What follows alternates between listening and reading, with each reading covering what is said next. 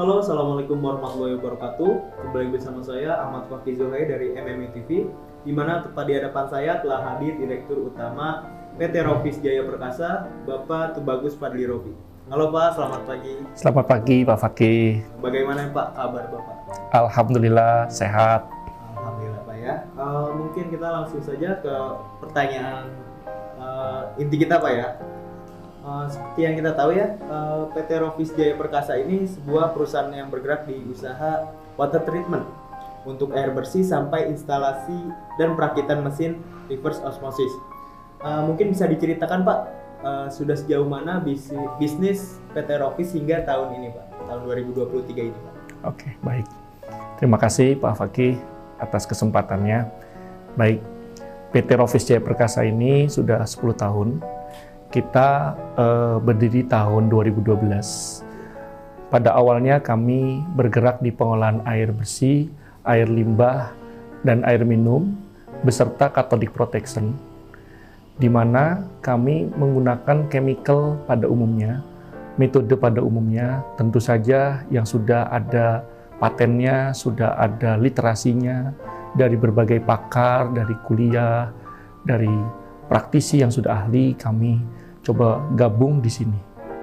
Sehingga kami banyak sukses story tentang pengolahan air bersih, air limbah, air minum, air demin, dan sebagainya, air feed water boiler juga, air cooling tower, untuk metode dengan cara yang pada umumnya, yaitu metode kimia, biological, yang teknologinya juga sudah ada di berbagai tempat, yang dipakai di berbagai PDAM, industri, rumah sakit.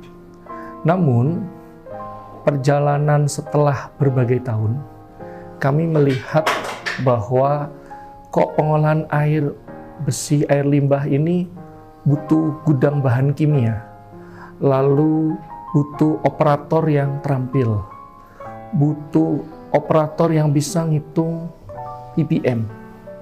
Walaupun kita sudah ada alat sensor dan sebagainya, tapi kalau misalnya yang mengoperasikan metode tersebut, masih banyak kita temui pengolahan air bersih, air limbah yang mangkrak akhirnya, atau tidak optimal dalam pengolahannya.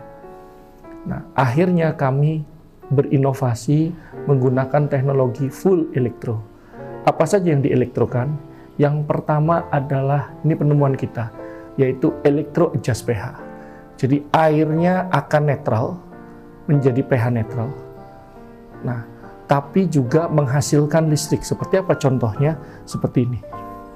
Jadi ini adalah golongan alkali. Jadi seperti di sini ada golongan 1A, 2A. Nah, ini adalah alkali. Alkali ini dari alam Indonesia. Kita buat sel seperti ini, sederhana. Kita masukin, maka akan menghasilkan listrik. Jadi ini akan mengecas baterai, baterainya bisa pengolahannya itu sendiri. Sedangkan airnya sendiri itu ke treatment menjadi netral. Itu pertama adalah elektro adjust pH. Ini adalah salah satu temuan kami. Yang kedua adalah elektrodisinfektan. Jadi bagaimana kita membunuh bakteri itu dengan metode disetrum. Elektrodanya itu pergantiannya per 20 tahun. Jadi kalau biasanya metode UV lamp itu pergantian lampunya per tahun. Ini per 20 tahun. Nah, biasanya adalah menggunakan kimia, itu harus setiap hari diisi.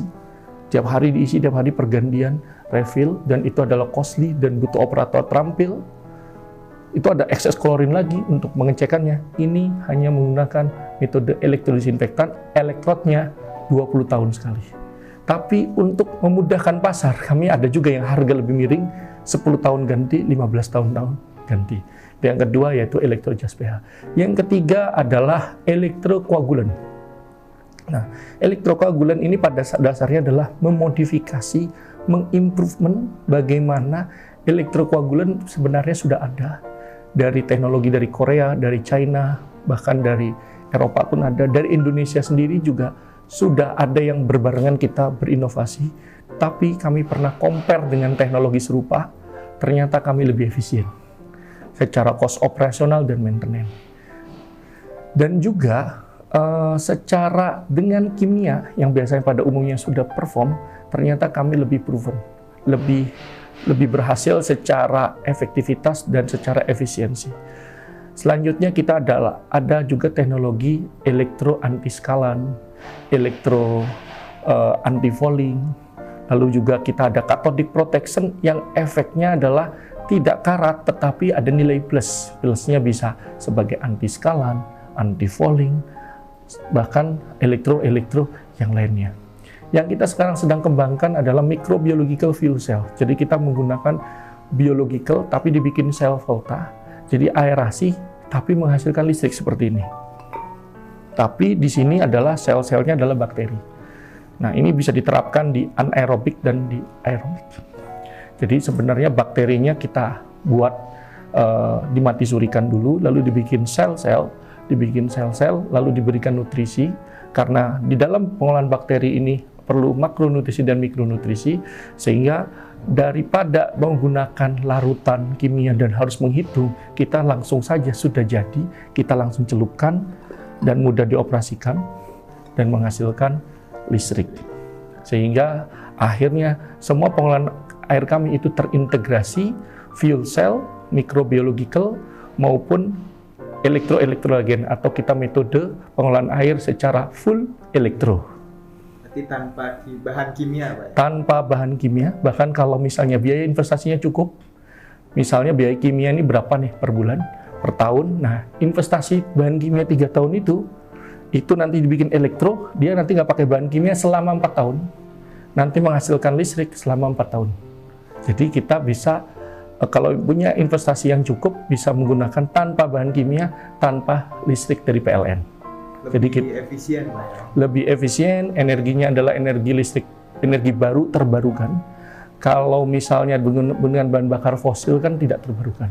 Kalau ini kan bahan bakunya adalah bahan baku alam, tapi juga terbarukan. Artinya bisa di-recycling, seperti itu. Berarti tadi kan yang Bapak menjelaskan itu alat pengolahan air bersih ya, tanpa bahan kimia.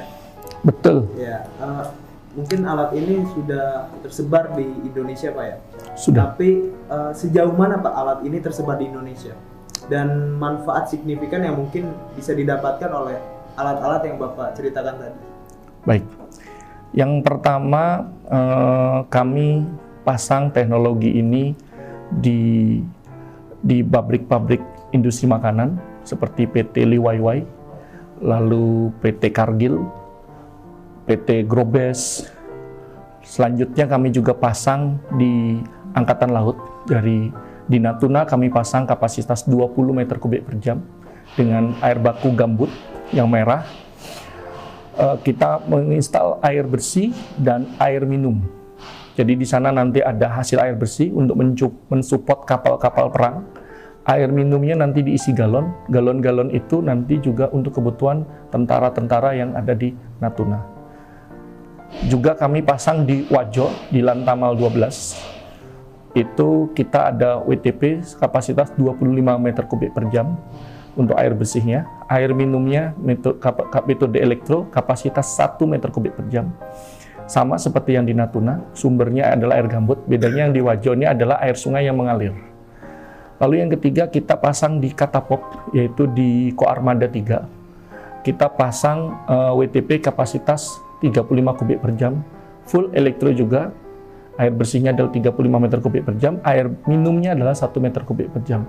Lalu kita pasang juga di Faslabuh Lantamal 14 di Sorong.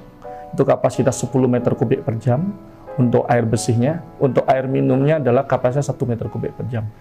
Lalu dahulu kala kami juga pasang tahun 2019, kita di kapasitas 5 meter kubik per jam itu difasarkan Mentigi, punya fasilitas Angkatan Laut juga, kapasitas 5 meter kubik per jam untuk air bersih.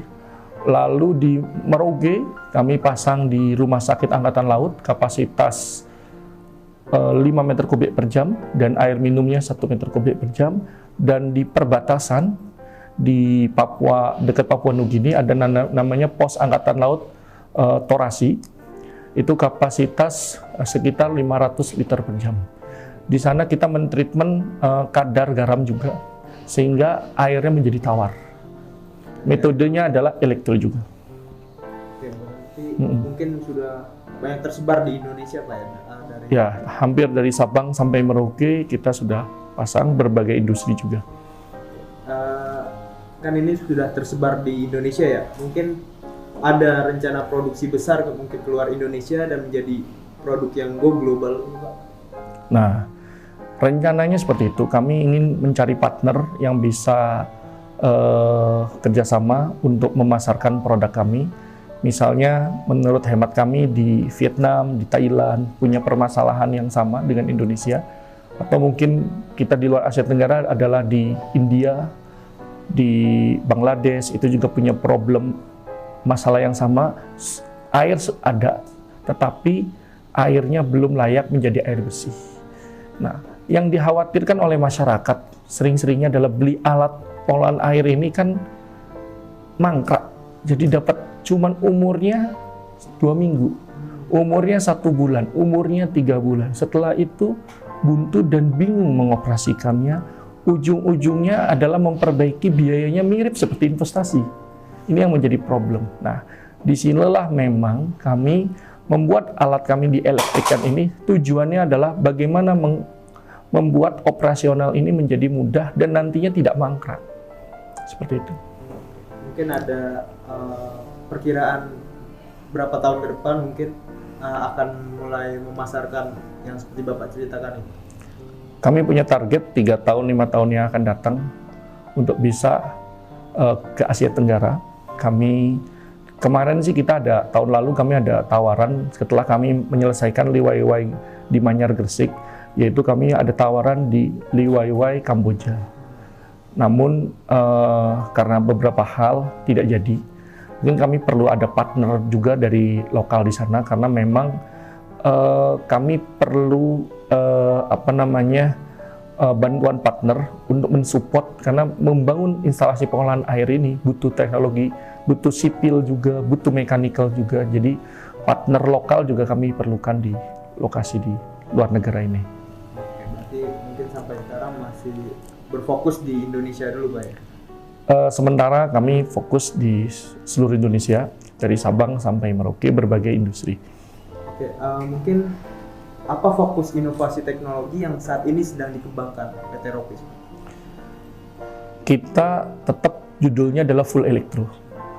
Namun full elektro ini bagaimana misalnya kalau luas area segini, kita akan perkecil menjadi lebih kecil. Jadi misalnya media sel sebesar meja ini, itu akan sama dengan sel yang sekecil ini. Nah, dengan cara apa? Jadi si meja ini kalau kita perbesar, itu ada kristal-kristal. Yang kristal-kristalnya itu mempunyai luas area terbasahi kontak reaksi. Kontak reaksinya ini kita bisa perkecil sehingga kristalnya ukuran nano. Sehingga yang sebesar ini, bahkan 2 kali lipat, 5 kali lipat sebesar ini, bisa menjadi sekecil ini. Ini telah diterapkan di hard disk, di kapasitor, sehingga kapasitor menjadi lebih kecil, hard disk lebih kecil. Namun di dalam karena sama-sama elektrik, kita bisa, nah ini kelebihan daripada elektrik, kita bisa memperkecil luas area kontak reaksinya menjadi lebih kecil. Jadi kita dengan istilah lain adalah nanomaterial.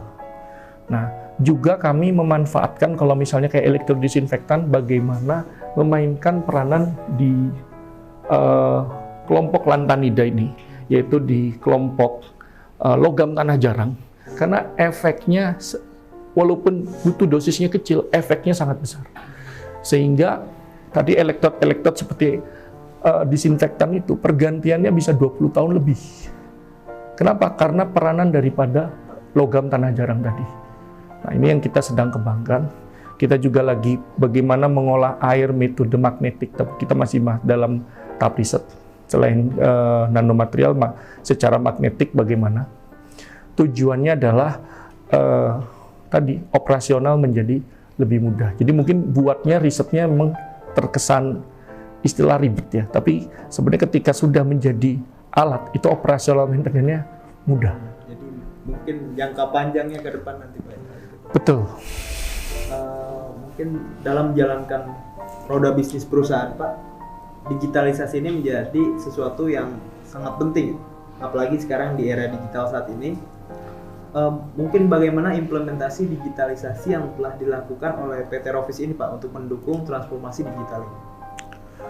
Kami memang ingin memanfaatkan fasilitas digital. Sementara ini kami penjualan masih dari mulut ke mulut, dari perkenalan, dari relasi yang sudah dapat manfaat dari alat kami, masih baru dari situ. Jadi dari digitalisasi kami belum optimalkan, kami hanya baru punya website, hanya punya YouTube kecil, kami belum bisa memanfaatkan.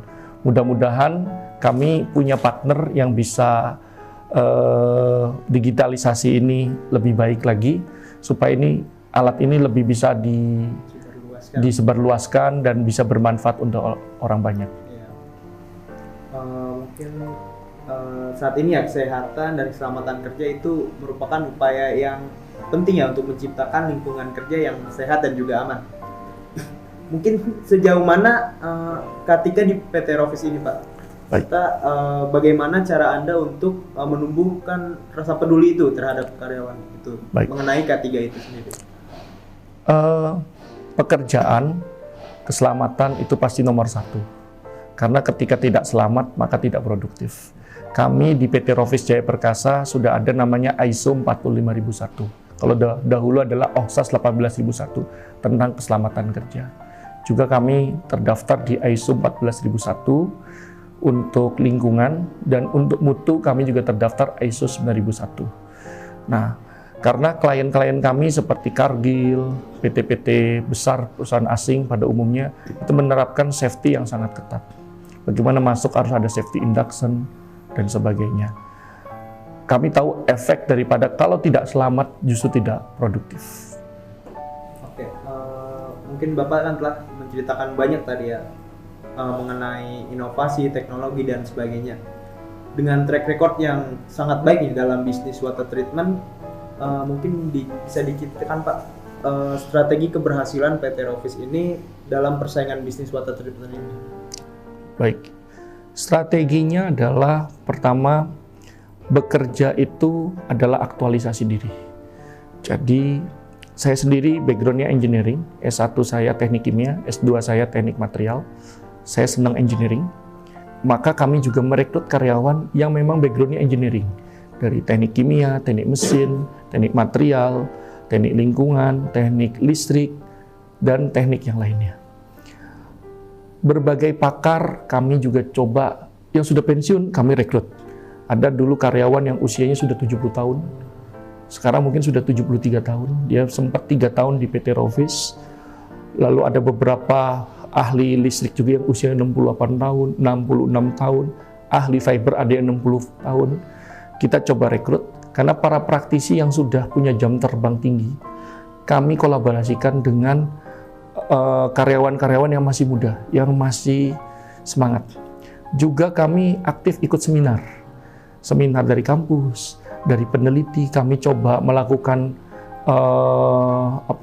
kopi darat dengan para peneliti. Bagaimana sih peneliti ini udah sampai mana? Kita coba mempraktekkan di dalam teknologi kita yang lebih menjadi solusi. Nah, kita juga ikut asosiasi Indonesian Water Association, asosiasi korosi. Kita juga untuk menunjang daripada teknologi kami untuk menjadi lebih mudah lagi, lebih bermanfaat lagi. Oke, berbicara mengenai bisnis Pak ya. Di tahun 2023 ini sangat kuat ini mengenai isu resesi yang mempengaruhi ekonomi global. Bagaimana peluang bisnis PT Rovis ini untuk tahun ini Pak? Dan bagaimana cara Bapak menghadapi kemungkinan resesi yang akan terjadi Pak? Baik, pada dasarnya kita punya filosofi, yaitu hari ini harus lebih baik daripada hari kemarin, hari esok harus lebih baik daripada hari ini.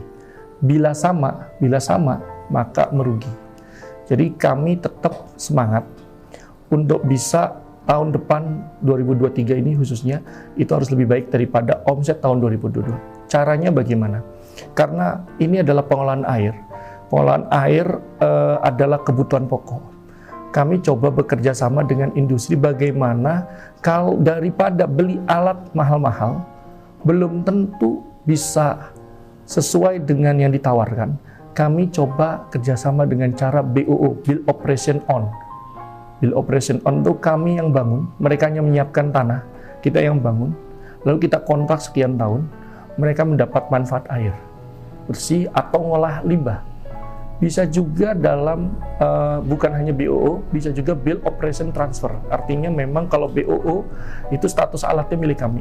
Kalau BOT nanti setelah sekian tahun ada transaksi yang akan dimiliki oleh si perusahaan tersebut. Kami open untuk seperti ini daripada mereka terkena janji, karena sekarang era digitalisasi, banyak janji dari kontraktor lain, akhirnya kasihan. Banyak juga alat yang baru 3 tahun, baru setahun, bahkan ada yang baru 3 bulan, baru 2 minggu sudah mangkrak. Oleh karena itu, kita hadir untuk mencari solusi.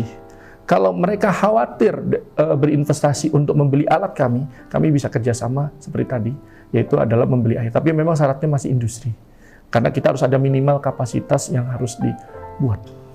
Mungkin ada, selain industri, ada rencana Pak untuk misalnya ke rumah tangga dan lain-lain? Nah, rencananya kalau memang nanomaterial sudah jadi, nanti alatnya bisa lebih simpel, ngejalaninnya, consumable-nya lebih lama lagi, kita rencana mau ke rumah tangga. Karena kami ngebayangin kalau ke rumah tangga ini kan kami akan berhadapan dengan ibu-ibu, emak-emak.